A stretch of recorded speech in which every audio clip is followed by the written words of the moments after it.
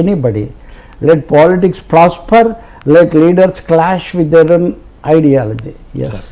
Sir ఏంటి కడప జిల్లాలో జగన్మోహన్ రెడ్డి గారి పర్యటన విజయమ్మ గారిని చాలా కాలం తర్వాత మళ్ళీ ఆ ప్రేమ అభిమానం చూపించారు. అంటే ఏకమవుతున్నారా వైఎస్ ఫ్యామిలీ?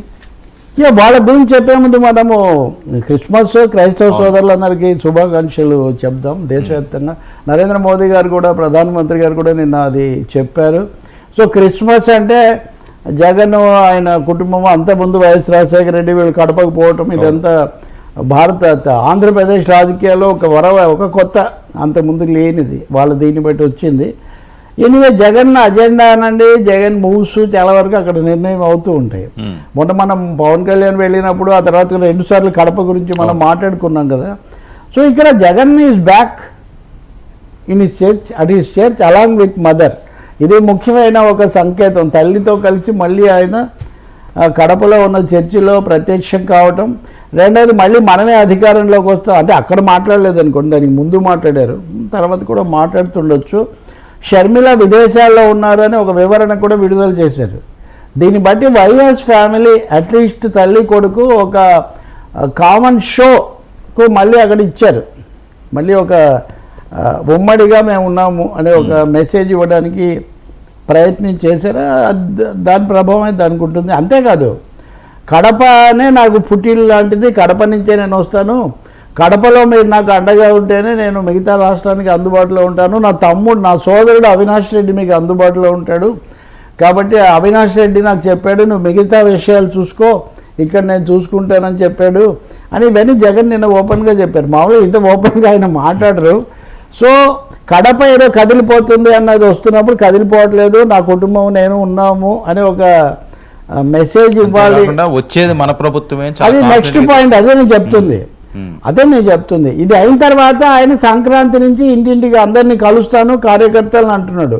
సో ఆయన రాబోయే కాలానికి తన పార్టీ పటిష్టతకు వాళ్ళకు ఏమనాలి, ఉత్సాహమో విశ్వాసమో మొరేల్ అంటారు, జలసత్వాలు నిలబెట్టడానికి అదే దానికి ఆయన గట్టి ప్రయత్నం చేస్తున్నట్టుగా మనకు ఈ జరిగిందంతా కనిపిస్తుంది. మూడవది సూపర్ 6 అమలు కాలేదు ఇట్లాంటివి అన్నారు.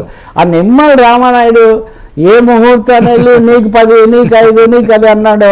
వైసీపీ వాళ్ళు పట్టుకున్నారు. నిమ్మల రామానాయుడు వైసీపీకి ఐకాన్గా మారిపోయాడు. ఇప్పుడు నాకు అప్పుడు ఇది ఎన్నికలప్పుడు పంపించింది కూడా దీంట్లో ఉంది.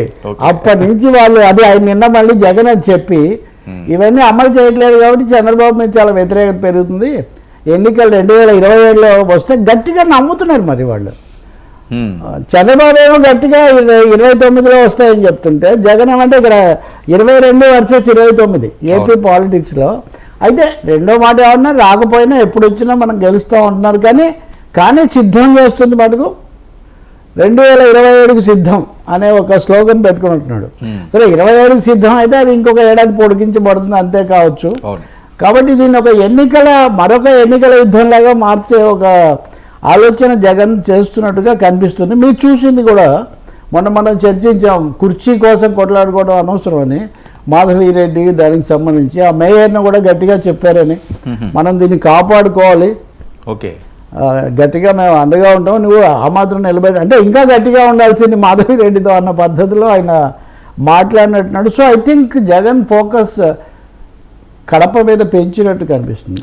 అంటే ఒక 3 ఏళ్ల కింద చంద్రబాబు కుప్పం మీద ఎలా ఫోకస్ పెంచాడో ఇప్పుడు జగన్మోహన్ రెడ్డి కడపకు ఆ దీంట్లోకి వచ్చినట్టు ఉన్నాడు. సో ఈ క్రిస్మస్ ప్రత్యేకత ఏదంటే అదొకటి కనిపిస్తుంది. ఇదిగో కార్పొరేటర్లకు అండగా ఉంటాను, ఎవరు పార్టీని వీడి వెళ్ళొద్దు, ఇది వాళ్ళకి చెప్పినట్టే కానీ మిగతా వాళ్ళకి కూడా చెప్పినట్టు లెక్క. అంతకుముందు మీరు చూడండి 2014లో చంద్రబాబు 23 మందిని తీసుకున్నప్పుడు పోయేవాళ్ళు పోతారు ఏముంది అనేవాడు అప్పుడు ఆయన ఓపెన్గానే. కానీ ఇప్పుడు అలా కాదు, పోకండి అని కూడా చెప్తున్నాడు. కాబట్టి జగన్ అన్ని చతురంగ బలాలు సిద్ధం చేసుకుంటున్నట్టుగా మనకు కనిపిస్తుంది. సార్ ఈ అంశం ఇలా ఉంటే